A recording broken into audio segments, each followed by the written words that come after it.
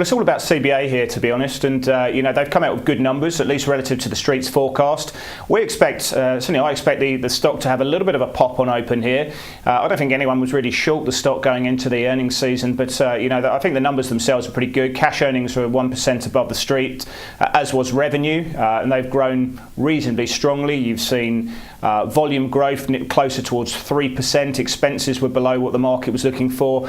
Bad and doubtful debts as a percentage of total loans were at 14 basis points. That came down 4 basis points on the half, which was a pretty nice number there. The asset quality generally has improved, as you'd expect. Mortgage arrears were up a touch, but most of that was down to their exposure to WA, which put in up about 11 basis points or so.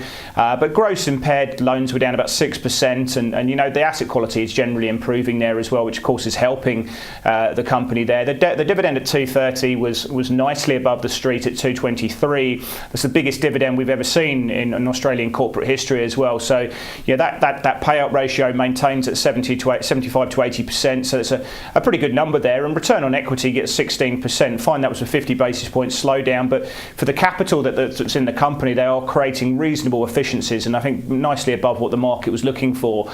So I think the stock has a little bit of a pop on open. I mean, let's not get carried away. This is a good result, a strong result, but it's not shot the lights out relative to expectations.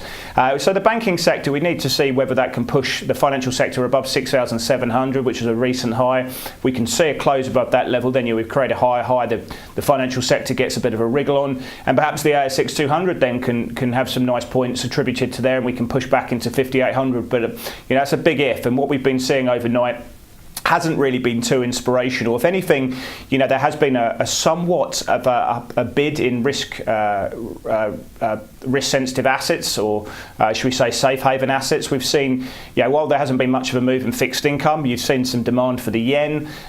Gold's fairly flat on the day, but certainly equities modestly under pressure there. The Dow's finished its run of 10 consecutive gains. And I think everyone's focused on North Korea. There's definitely been a ramp up in rhetoric from Donald Trump, talking about hell and fury. Should North Korea be more provocative in what they're doing? North Korea themselves are saying that they may look at sending a missile to Guam, and I think that's looking. People are focused very much on this space at the moment. We've not really been putting on kind of any positions around this geopolitical event, but that may well change going forward. Now, some people have pointed out that the VIX was up 10%. I wouldn't read into too much there. It's only up one handle, so rather actually look at the absolute change rather than the percentage move there.